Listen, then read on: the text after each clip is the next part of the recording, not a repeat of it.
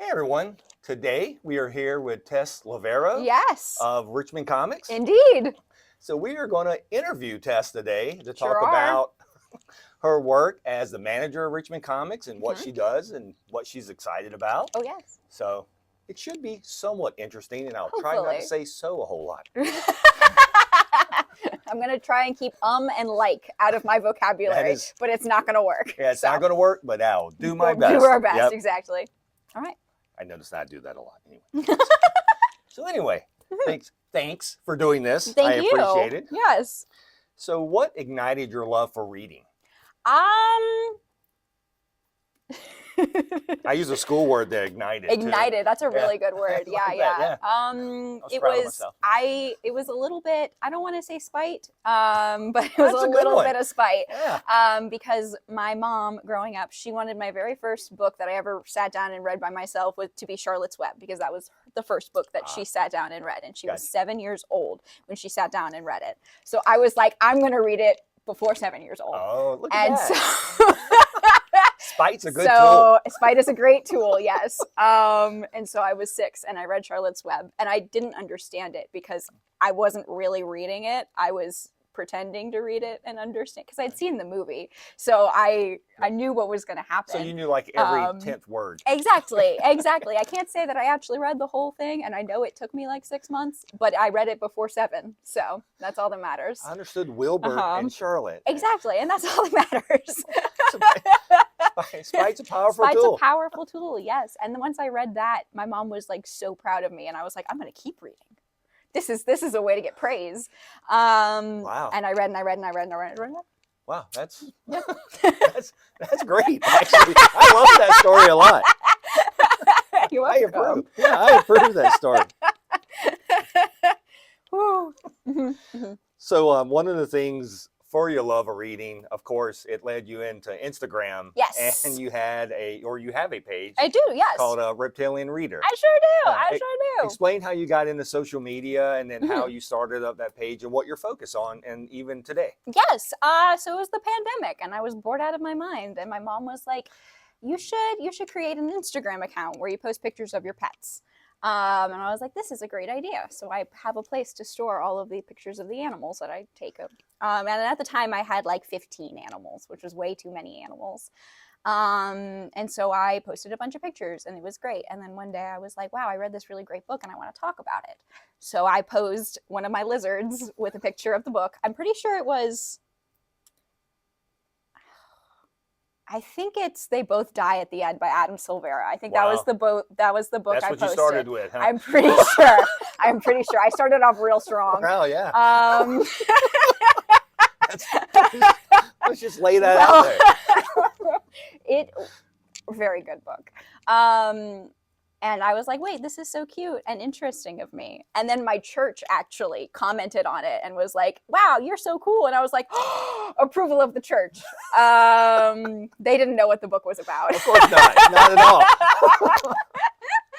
But it was a cute reptile. It was a cute reptile. Yeah.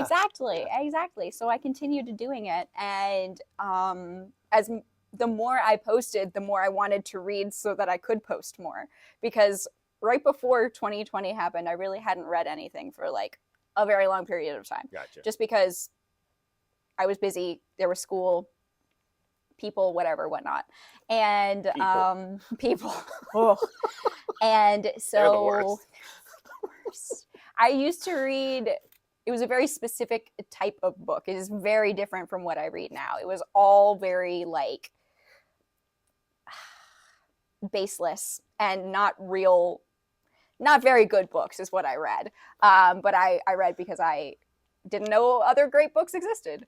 So then 2020 rolled around and I had all of this free time. So I was like, I'm going to become well-read. So I read all of the classics. Did I understand all of them? No. But I did read Wuthering Heights all the way through. Wow. That in itself is a wow. It's a wow, yeah. It's actually a really great book on like racism and whatnot, but it's neither here nor there. But yeah, and so back to the Instagram, the more like likes I got, the more I was encouraged to read more because people interacted with me, and I was Yay, praise. Praise, exactly. It is all based on praise in my life. And so, yeah. And then I got to talk to other people about books. And then I actually started enjoying reading, not to just get praise for it. What a concept. What a concept, exactly. And I've kind of stopped posting on there just because I've been so busy and whatnot. And I don't really have lizards anymore. Most of them either passed on or I gave them away. I rehomed them. I still have a couple. So maybe I'll pick it back up sometime in the future when I have more time. But it was a lot of fun while I was doing it. So. Well, you're in other social media now stuff. Exactly, anyway, exactly. I got other stuff going on. So out of all that, my question, so of your 15 pets, how many were reptiles at the time? 9. I think it was 9. Were they all lizards? Yes. Okay. It was. I never had any snakes. I wasn't allowed to have snakes. Right. Okay, that's where I was going with that question. Yeah. I had a bearded dragon. I had 2 crested geckos, and I had 6 or 7 leopard geckos because I kind of ran a reptile rescue. I picked up pets off Craigslist during the pandemic when people weren't taking care of them, and I rehabilitated them. Wow. So that's I had cool. a lot of free time during the pandemic. So that's very cool. Yeah. It was a lot of fun. It's interesting with your love of reading where it goes into that, and yes, then it kinda even spurred more. So that's really cool. Definitely, yeah, it was great. So, with all your love of reading, what is your favorite book? I do have a favorite book. It's Radio Silence by Alice Oseman. Okay. And I haven't reread it in a very long time. It's actually been like a year. And typically this is a book I read every 6 months. Gotcha. And recently I found myself, I was asked a question. I don't remember what the question was, but my answer was a response directly from the book. And I was like, oh no. It's back. I have to go reread it, and I have to reconcile the way that I have made my entire personality just around this book. Right. So if you didn't know, it is a book about these 2 teenagers, and they create a podcast. And it is very much about the age of the internet and being who you want to be and not letting school get in the way of that. But also the importance of like friendship and platonic love, and I don't know, like I said, being yourself, even though if you're very, very, very, very smart, sometimes that's your entire personality, but you're allowed to have other things off of that. And so, yeah, it's very good. It's very beautiful. It's not, I understand like in the grand scheme of things, it's not a spectacular book, but it is, I found it at a certain time that it was perfect timing. And so that's kind of why I've made a little pearl around it, you know. But that's pretty much all books, right? Like all books hit us at perfect timing, and exactly, and it stays with us. And sometimes we make things be out greater than it is. Yes. But sometimes things are just great. Sometimes things are just great. Right? So I really do believe like most of my personality comes from that book. So if you really want to understand me. That's funny. But yeah. Yeah, I was wondering if you were going to answer anything other than that. No. Even now, I think it's been 6 years since I first read it, and it's still, I can't think of anything else I would even say. Yeah, so. It's hard to break away from a favorite book though, because it shapes so much, or it makes you think about something a lot. Yeah. Right. Like it's like I understand that from a standpoint of what my favorite books are. Exactly. So. It's so important. Yeah, so it is. It stays with you throughout your life. Yeah, always. So. Yeah. Well, since you're at Richmond Comix, my question for you won't be not what your favorite comic is, but what's your favorite current comic to read now? Oh my God. Okay. Like, what's the one that's coming out? What's the one that's currently coming out that you are like, when it comes out, I'm going to read it? This is the first one. Any of the absolute titles from DC, even the ones that I don't care about as much. I think that the universe that they are building is absolutely brilliant, but mostly Martian Manhunter. I think Absolute Martian Manhunter is one of my favorite comics of all time. I think combination art, existentialism, and just the way it is all paired together, it's really hard to talk about because it's so out there, and you kind of just have to read it to understand why it is so good. Yeah, it's a very hard book to explain. It's a very hard book to explain. So all I can say is it's amazing, and I've never in all of my years of reading and all of the thousands of books I have read, I've never read anything like it before. So yeah, phenomenal. Really, anything by Dennis Camp right now. I'm not reading Ultimates, but I'm also reading Assorted Crisis Events, which has been breaking my heart with every single issue. So right. Yeah, Ultimates is a little hard to read right now. Yes, so, in the sense of how he's having to break up the story. So you're fine. Yeah, exactly. I know I'm not missing much. So you're fine. But yeah. So since that's your favorite set of comics coming out right now, what's your overall favorite comic character? That's a trick question. That is a trick question because it's a tricky question.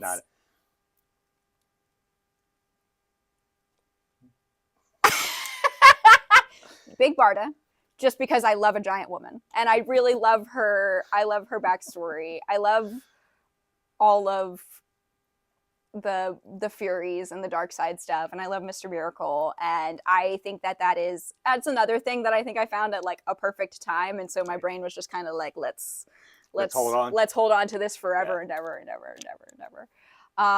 I think that Big Barda is so iconic, and she's just so herself in the grand scheme of things, and she has had such a hard life, but she's still herself, and she still came out of that. She's doing her best. She is just doing her best, and she's doing it in a very attractive way. Yeah. So I think a lot of these characters, when we hold on to some of these characters, they mold a lot of who we are when we find them at any age that we're willing to accept them. Right? Exactly. And that is a really hard thing to get out of after a while. And then regardless of what you think, right? Like characters like that shape you. Yes. And it will always shape you because there's something there that was like, they were able to do this, which is why this medium is so powerful and important, right? Yes. Absolutely. Yeah, absolutely. I was wondering if you would actually go Wonder Woman. Wonder Woman as well. I feel like it's in the same vein. Right. Like they are both just. That's why I asked the question, though. I wasn't sure if you would go Wonder Woman or Barda. Wonder Woman, because of the absolute titles and then even her own current book. But also Wonder Woman. Like they are, they're just so powerful, and they're so themselves, and they are even like absolute Wonder Woman, like you mentioned, even in the Absolute series, she's still Wonder Woman. Yeah. Her. Raised in hell, but she's still Wonder Woman. And that kind of strength to keep your personality and to keep your kindness throughout all of that is insane to me. It is. So, yeah. So how did you find your way to Richmond Comix at the beginning? This is my favorite What was your journey? story. This is my favorite story to tell ever, genuinely. So I had just had my mom quit my nannying job for me because I couldn't bear to tell them that I didn't want to work for them anymore. And I didn't have a job, and it was 2022. And so I reached out to every bookstore in Richmond, every single one, and I only got 2 responses. It was from here, and then actually Shelf Life Books reached out to me and was like, we're not currently hiring, but your resume is great, so we will reach out to you if... That's cool. Exactly. I was like, whoa, okay. Yeah. That's pretty awesome. Look at that professionalism. I know. I know. Well, they were impressed by the social media aspect because I had TikTok at the time and I was doing a lot of things. Very active, right? Exactly. But you guys reached out as well, so that because I kind of knew Jacqueline through the Instagram thing. Right. So you guys were the only comic shop I reached out to, and that was solely because of Jacqueline. Gotcha. Because I was like, maybe she'll take pity on me, you know. I had Alms for the poor. Exactly, please. Please, I just need a little job. I cannot work very much. So yeah, I reached out. I had never read a comic before in my life, and I didn't really care for graphic novels. And I reached out, and you guys responded, and I was like, wait, that's pretty cool. I didn't actually think I was going to get the job, but you called me in for an interview, and I was like, okay, sure, may as well. And I just remember it being a very chill environment, and it was... I'm a hard boss. You are a terrible boss. That's a terrible boss. The worst ever. And then I learned later on that the email I had sent to the store was actually pulled out of the trash. It was Philip had been going through the trash of the email, looking for something specific, and Jacqueline had looked over his shoulder and been like, wait, I know her. So they pulled me out of the trash can. Literally. Literally pulled me out of the trash can. Not metaphorically. No, genuinely. And they gave me this job. I was hired on as a seasonal employee, and I'm still here. So, yes. Social media helped. Social media helped a lot. Yeah. So. Well, I mean, you were hired as the social media coordinator. Exactly. So. Exactly. So. And you're still. And now look at me.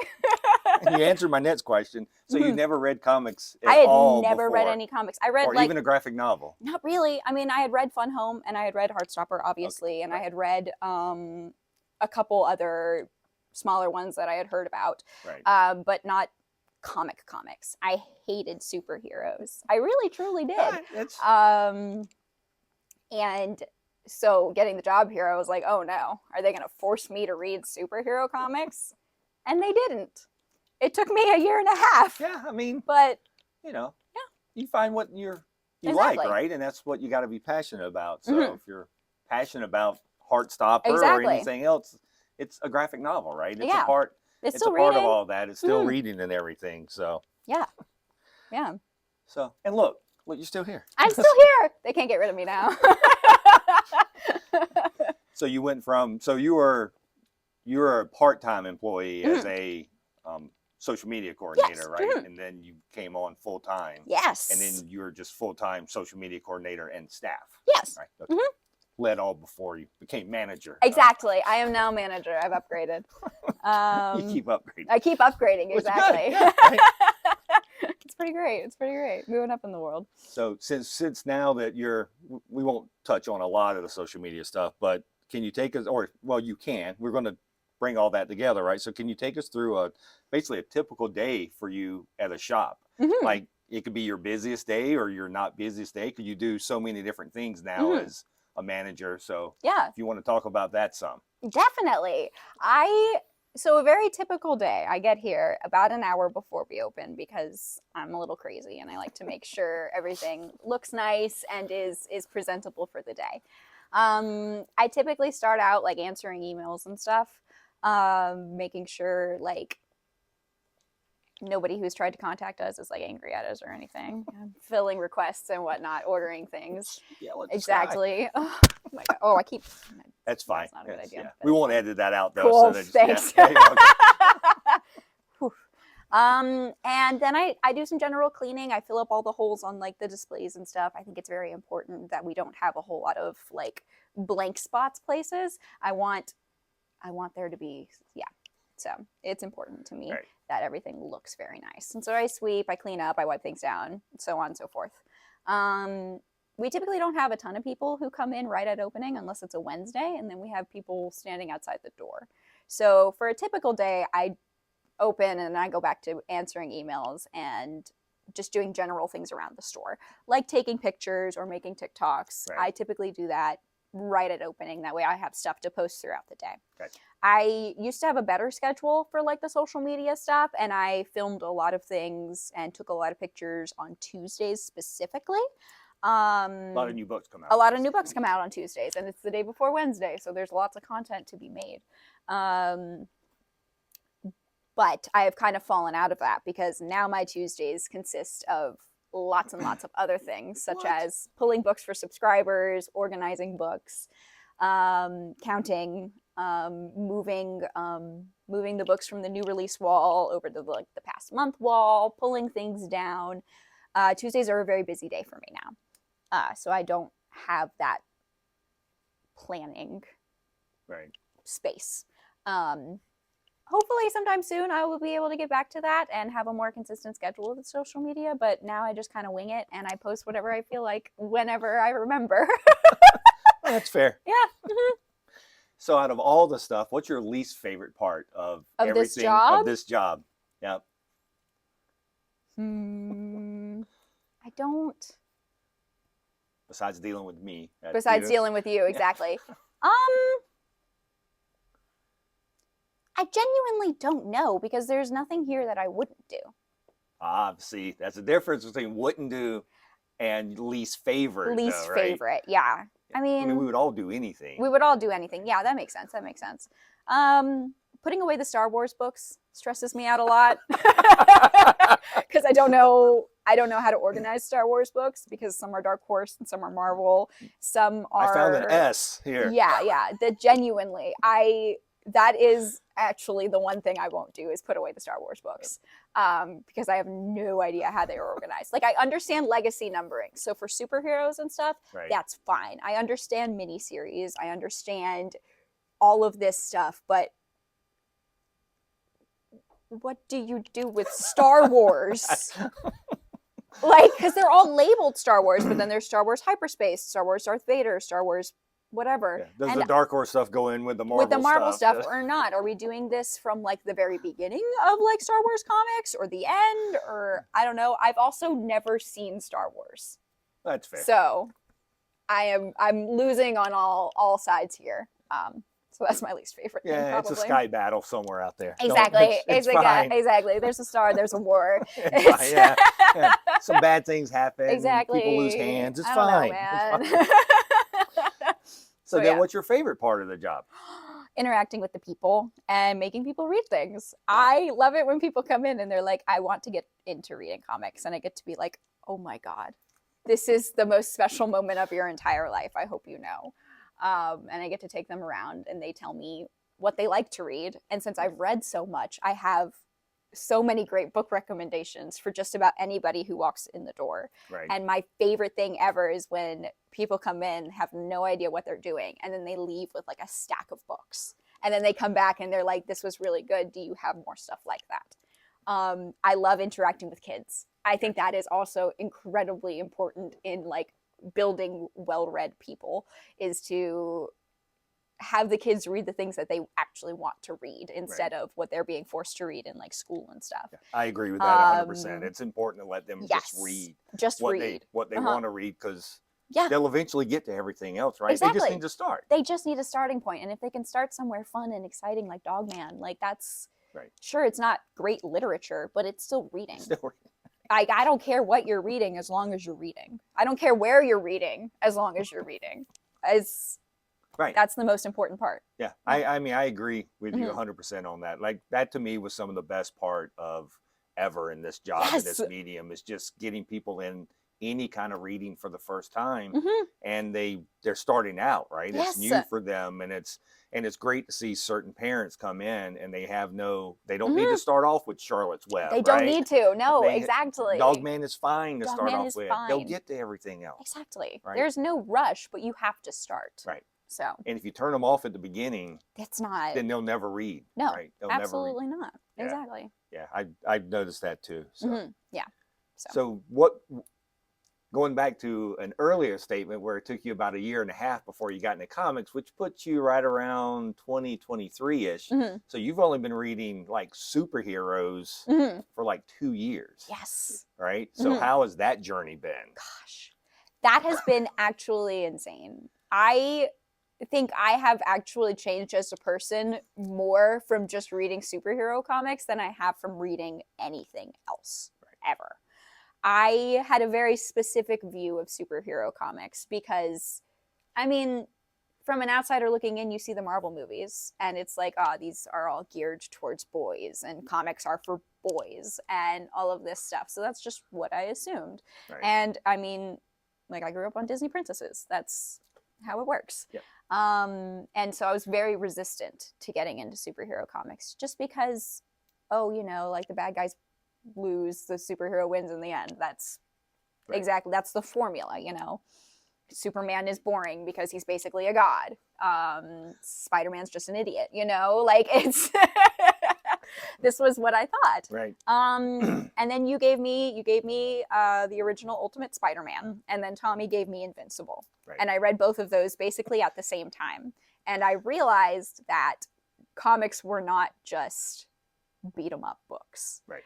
And even though Invincible is kind of a beat 'em up book, there are so many. It's a family book. It's a family book. It's a weird family book, but it's a family book. Family book. And found family is my favorite trope forever and ever. Right. And I love the dynamics between friends and family, and I love growth.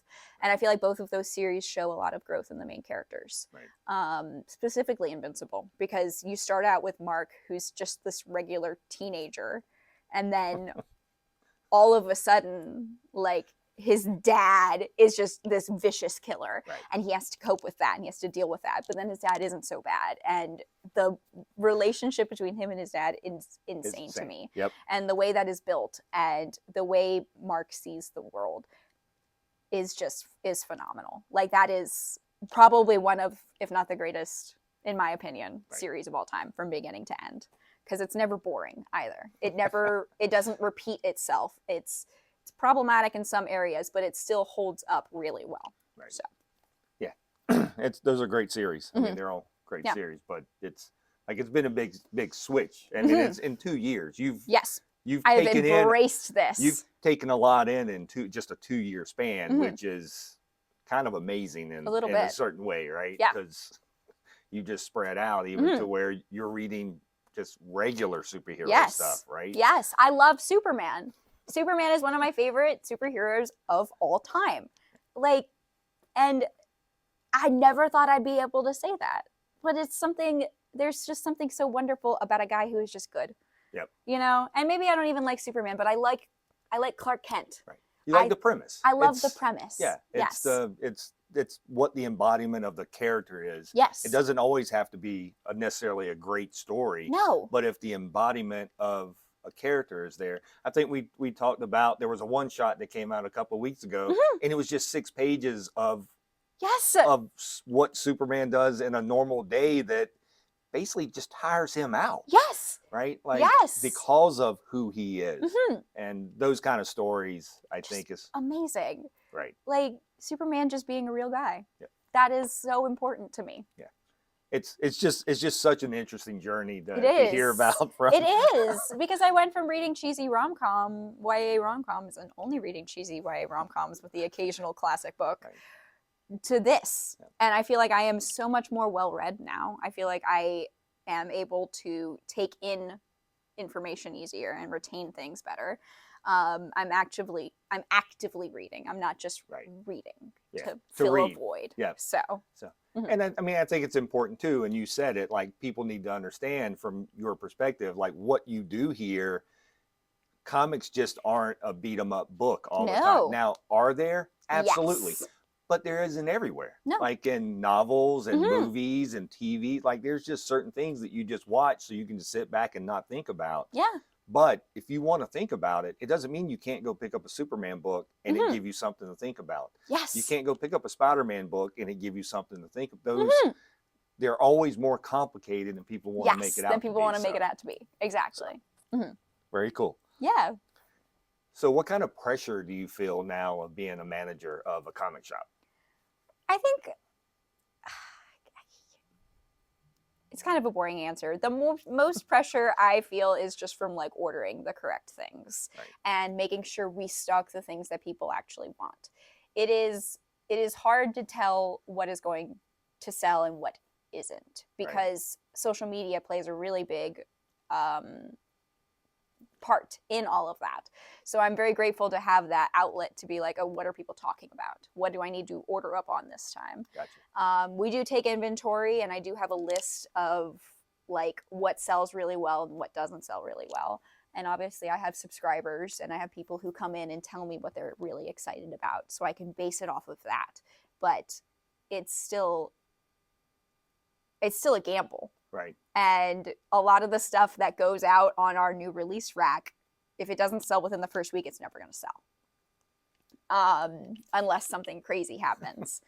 And that has been very stressful. It's been, and also just, like, keeping everything under control and doing the things a manager does and not the things an employee does. It's a learning process. It is a learning process. It's always learning. I have had to let go of a lot of my the things that I have done consistently for years because I have other things I need to do now. And that has been very hard as well. But it's a part of a growth process, exactly. right? Like it's hard to let go of stuff when you know that if I do it, it's done. It's done. And done well. And right. And so, but as a manager now, you can't always focus on those other things, because I think you made a really good statement about when you're talking about ordering and like listening to like people when they come in, but you kind of have to understand those people, right, in some way to know what they're getting, because you may have a person who likes a certain character, but no one else does, but you got to order for just that one person to make sure that they're happy and they're getting what they're getting, versus we'll use Batman as an example of where it looks like right now every 7 out of 10 people who walk in the store want a Batman book, right? Yeah. So that in ways is a little easy, but it's all those other characters that make things a little harder. So that's a part of your job, I guess now, is understanding both the characters and the people. Right. Yeah. And the people who come in and like do this and understand what they want. So exactly. That's a lot. It is a lot. It's a lot to keep track of. It is a lot. And sometimes like the comic companies make it really easy. Like right now, nobody is reading Daredevil. But when the Stephanie Phillips Daredevil comes out, I know I can order a ton of copies of that and sell out. So it's all up in the air. It's all a change in that. So, but you have to keep up with that and understand what they're doing. He's going to be a professor in that book too. I'm so excited. But anyway, we've just now dated this whole interview. Yep, which sorry, is fine. didn't mean to. Good. Yep. So, and once again, we know there's pressure of this, but do you feel? What additional pressure do you feel as being a female manager in a comic shop? Because we're going to be honest for a second, right? Like it's always been looked at as a male dominated field, good or bad. That's just the way it is. Yeah. There's certain ways people have always looked at shops and how things are done. But as being a female manager coming in, helping change some of that, what additional pressure do you feel in that role? A lot of people don't want to talk to me. A lot of older men don't want to talk to me, and I don't really want to talk to them. So it's in that way, I feel very powerful, honestly. And if a guy comes in and wants me to look at his comics, or he wants a comic recommendation, but he doesn't want it from me, right? Honestly, like, more power to you. Like, go somewhere else. Let me give you a list. Right. I do get looked down on by a lot of people, but I know in the back of my head that I am more knowledgeable and capable than they are at this job. Right. And they don't understand anything about this job. They think they do. A lot of these guys who've been collecting comics for years and years and years think they could just come in one day and do the job perfectly. They could not. This job is hard. Yes. It's easy, but it's hard. It is a very hard job. Yes. It is not what people make it seem out to be. Exactly. It is not just reading comics all day long. Yeah. That is the one thing that I've noticed even in my tenure of being in the industry, is that people really don't want to assume that this is a retail store, even though it's comic book, but it's really about reading. It is about reading. It's all about the reading. And so people just think that they can just do it, but it's a ton of hours, it's a ton of time that you have to take in doing that. It's exhausting. Customer service is exhausting. And when you're working in a small business, when a bad review can take your rating on Google down by 3 stars, you have to be careful. And obviously we don't care about ratings online, but it's still a perception thing. Right. You have to be on top of things at all times, because one person can ruin it. Right. Just by saying something unkind. So I would like to say that I am surprised that people come in and treat you that way, but at the same time, I've been in this industry long enough. I understand that that's a big point. Yeah. And it's not a right point, but it is a big point. Indeed. It is a point indeed. And it doesn't even bother me, though. I really don't care. I don't I understand, like, certain people come in and treat me a certain type of way. But I know I'm better than them. I'm probably overly confident in this job, which I think definitely gives me an edge, and also... Well, it helps you hold your ground, right? Yeah. And that's the big part. That to me is what I'm getting from this. It helps you hold your ground in a sense of, for the people who come into a shop that says, oh, you're a female, you can't know what's going on. You can't, this really can't be your thing. Go, as you kind of said earlier, go play with your Disney princess, right? And that's really not what this is about. Absolutely not. So, and which this is a perfect segue into my next question, basically, because you know, we've known each other for a while. One of the things that I do love is I love women in this industry. Yes. It is a very big thing for me. It has always been a very big thing for me. And one of the things that I have noticed on social media and just basically in general is the influx of young ladies that are coming into this industry, whether they're either working in a store or actually they're picking up their first comics. Yes. A lot of these young ladies have just started picking up comics for the first time this year. Because of the Superman movie. Right. It's all because of the Superman movie. And so a lot of that's been going on. So with your position as a manager and helping kind of guide an industry, how do you feel about being a role model in this industry? Because regardless of whether you think you are or aren't, you are. Yeah. Right? Like, it's not something you can get away with, because when those young ladies come in here and they see you here working and having conversations with them, it's a different aspect of the job now at this point, right? Yes. And those people do look at you different other than if someone else was behind the counter. Yeah. So so how do you feel about that? Like, what is your thoughts that's actually a thing that's going on? Yes. They're like,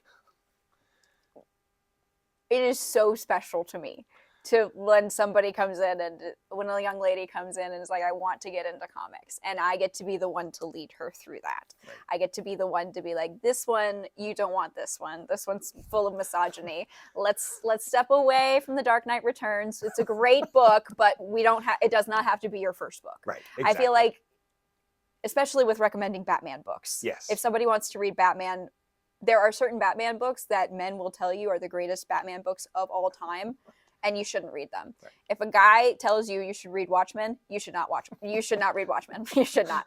It's a terrible idea. Do not start with Watchmen. No, do not. There's certain, I agree. There's exactly. Books, there are certain comics that will turn you off from comics in general. Correct. And a lot of those comics are the ones people recommend first. Gotcha. So I think coming from a female lens and understanding what turned me off and led me to comics, understanding that is also very important. And I feel so grateful and fortunate that I get to be able to do that for people. So yeah, I mean, that's great. It's like, to me, it's a big thing for the industry. It's an important jump in this industry. Yes. And you're now a part of that jump, right? And so it's a very interesting piece for your history in itself and how things are working. So so overall, now that once again, it's been over 3 years now, or I just hit my 3-year anniversary. Just hit your 3-year anniversary, right? Yep.